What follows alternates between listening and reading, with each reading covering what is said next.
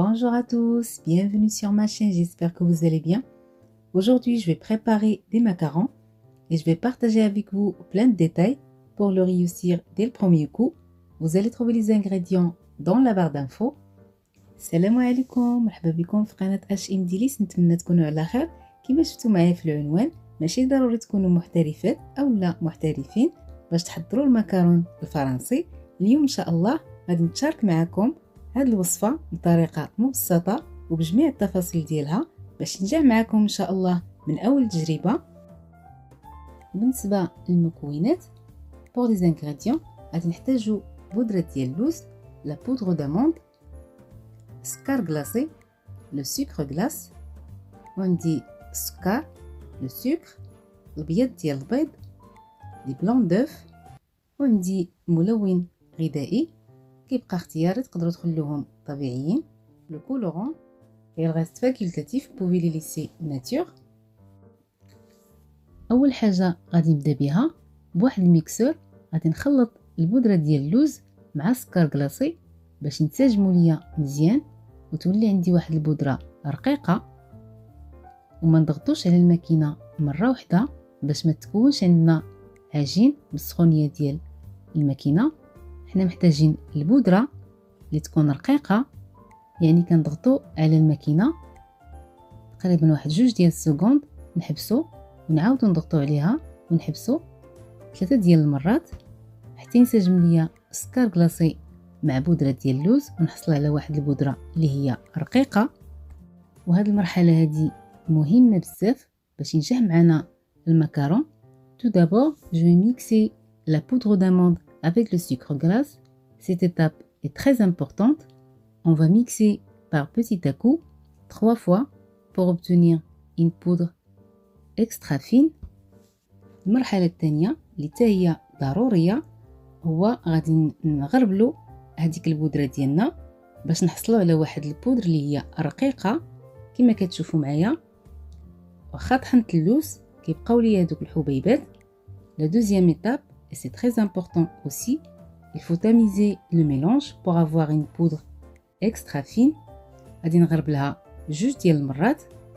Je vais tamiser mon mélange 2 fois pour avoir des coques bien lisses et brillantes. وهكا غادي نحصلوا على واحد المكرون اللي الغشا ديالو ملس وكيلمع. ودابا غادي نحضر المورينغ الفرنسي. Je vais préparer la meringue. وبالنسبه للمورينغ حتى هو ضروري يكون بالحراره ديال المطبخ، وضروري نعبروه بالميزان، والقياس اللي عطا لكم البيض ديال البيض هو اللي غديروه ديال السكر.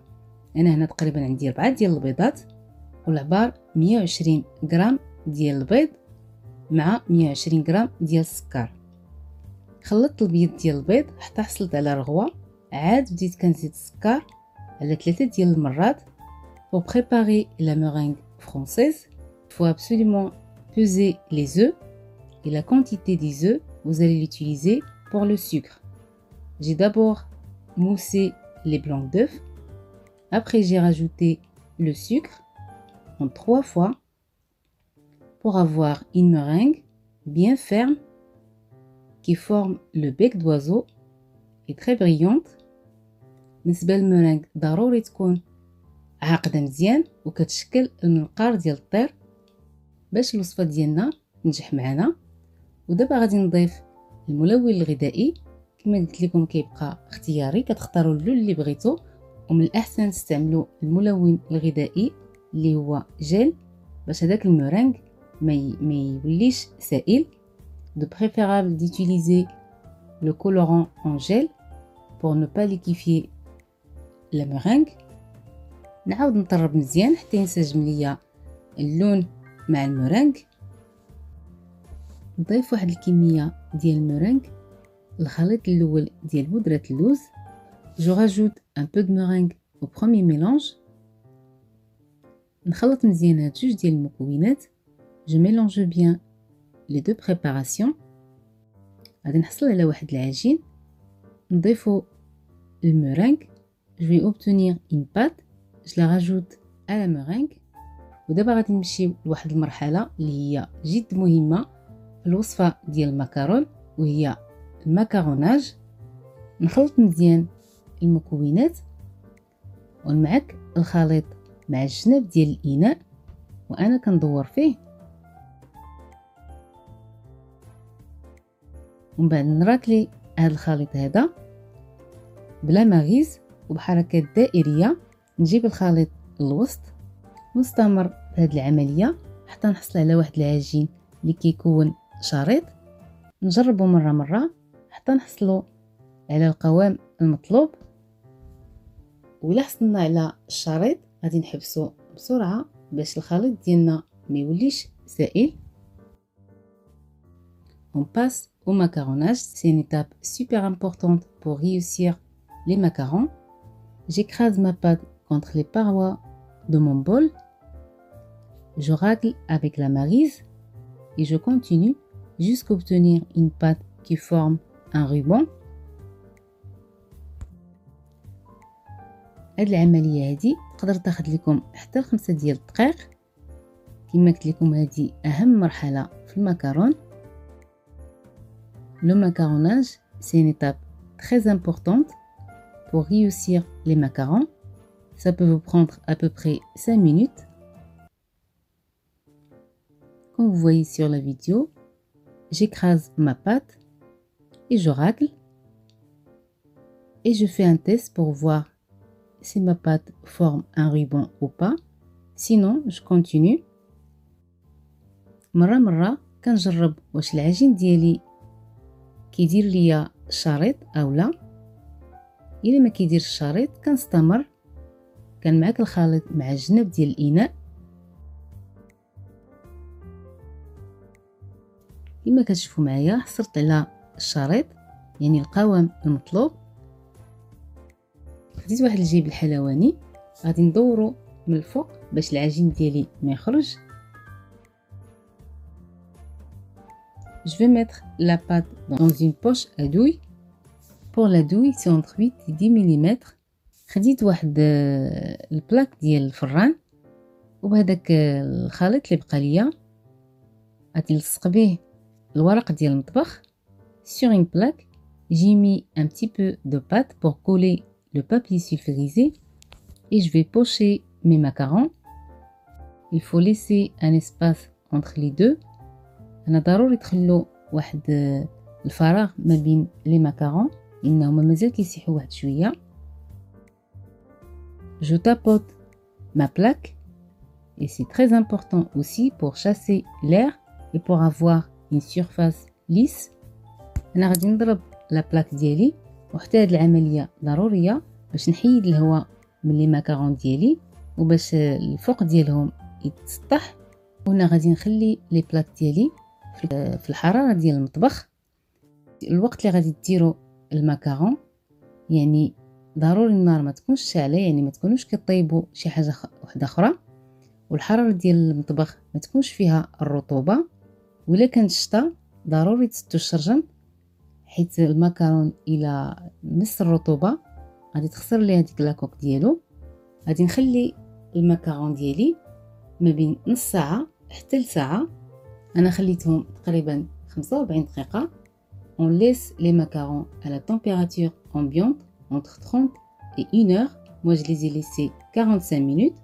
كما كتشوفوا معايا هنا نشفوا سخنت الفران على 150 درجه وغادي نوضع فيه لي ماكارون ديالي تقريبا 13 دقيقه. J'ai préchauffé le four à 150 degrés. Je vais enfourner mes macarons à peu près 13 minutes.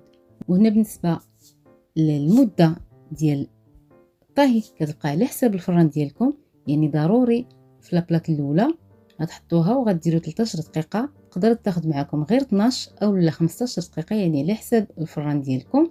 ملي كتدوز تقريبا 7 دقائق ديال الطياب كنحلوا الفران باش نخرجوا هذيك الرطوبه.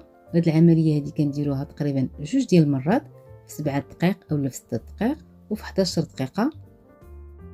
Une étape aussi très importante pour réussir les macarons, il faut pas avoir l'humidité dans la pièce et la température ambiante doit être sec. Et si jamais il pleut, il faut fermer les fenêtres. ودابا غادي نحضر اللون الثاني يعني نفس العملية. ندير الخليط الجبن الحلواني كما كتشوف معايا هنا. كنخرج هذاك الهواء، وهنا الا بغيتو تقدروا تاخذوا واحد الورق وترسموا عليه دوائر. انا خرجته من الانترنت، وصراحه من الاحسن ديروه بيديكم باش ديروا هذوك الدوائر يكونوا شويه مبعدين باش تاخذوا القياس ديال المكرون ويجيكم دائري ومستوي. Vous pouvez prendre des gabarits sur internet ou les faire à la main pour avoir une belle forme. نديروا هذاك الورق اللي فيه الدوائر تحت البابي سيلفيريزي كما شفتوا معايا. انا ما تبعتوش بالحرف لان الدوائر مقاربين. Pour le temps de cuisson, il reste selon votre four c'est entre 12 et 15 minutes. ومن بعد ما نشفوا غادي نوضعهم في الفران. ومن طبيعه الحال كندير غير واحد اللاطه في الفران حتى كطيب، عاد كندير اللاطه الثانيه. الا كون vous voyez le développement de la collerette كما كتشوفوا معايا هذيك الدوره ديال المكرون كتشكل، وهذا دليل على النجاح ديالهم. ملي كيطيب المكرون ديالي كنوضعو على سطح العمل اللي في الزيت واحد شويه باش يحبس هذاك الطهي ديالهم ويجيني ساهل نحيدهم من الورق ديال المطبخ.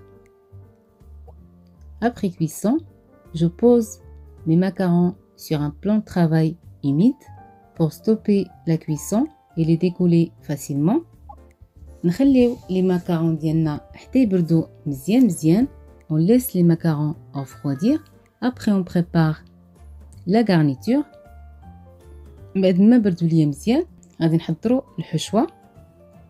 الحشوه الاولى اللي بديت بها هي الكاناش ديال الشوكولا. كما كتشوفوا معايا كنوضع الشوكولا وكنلصق وحده على وحده. Je mets la garniture, je dépose le deuxième macaron, je twiste. بزاف ديال الناس كيعتقدوا باللي الوصفه ديال المكرون وصفه صعيبه وما يقدروا يديروها الا المحترفين. هذا خطا.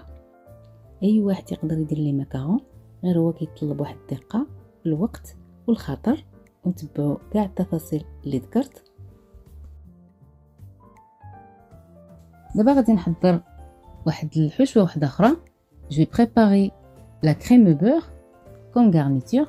هنا عندي الزبده، le beurre, سكر glacé, le sucre glace, الكريمه السائله، la crème liquide، واحد ساشي ديال فاني، ان ساشي دو فاني. وبالنسبه للمنكهات عندي مبشور ديال الحامضه. pour les arômes j'ai un zeste de citron وبودره ديال بيستاش، لا بودر دو بيستاش.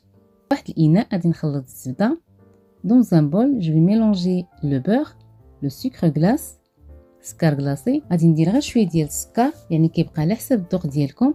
كما كتعرفوا لي كوك ديال المكرون حلوين، يعني الحشوه اللي غادي نديرو من الاحسن نقصوا فيها الحلاوه. ومن بعد ضفت السكر ديال الفاني والكريمه السائله. je rajoute le sucre vanille et la crème liquide. je mélange bien tous les ingrédients. نقسم الخليط على جوج باش كل واحد ندير فيه نكهه. je divise ma préparation en deux parties.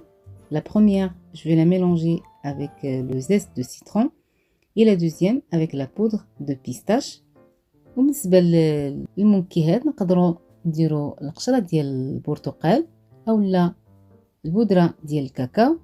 pour les arômes on peut utiliser la poudre de cacao ou bien le zeste d'orange اولا تقدروا تستعملوا الغاناش مونتي اولا اي كريمه كتبغوها. غير هي الكريمه ما خصهاش تكون سائله باش ما تسيحش لينا في المكرون ديالنا. وكما قلت لكم المكرون ضروري يكون بارد. عاد نديروا ليه الحشوه، ونقدروا نستعملوا حتى حشوه مالحه. كما كتشوفوا معايا المكرون ديالي وجدوا بواحد الغشا اللي هو ملس وكيلمع، مقرمشين من على برا وكيذوبوا في الفم من الداخل. وما نساوش الذره ديال المكرون اللي هي ضروريه. المذاق ديالهم غني عن التعريف، ومن المستحسن نخلوهم في الثلاجه على الاقل واحد المده، مثلا 4 ديال السوايع اولا نهار كامل عاد نتناولوهم. Ma recette est terminée. On a des macarons avec une coque lisse, brillante, croustillante à l'extérieur et fondante à l'intérieur. Et on n'oublie pas la collerette. نتمنى الوصفة ديال اليوم تعجبكم وتجربوها، وإلا جربتوها ما تنساوش تردوا عليا اخبار. On se donne rendez-vous samedi prochain ان شاء الله pour une nouvelle recette. نتلاقاو ان شاء الله نهار السبت مع وصفة جديدة. دمتم في رعاية الله والسلام عليكم.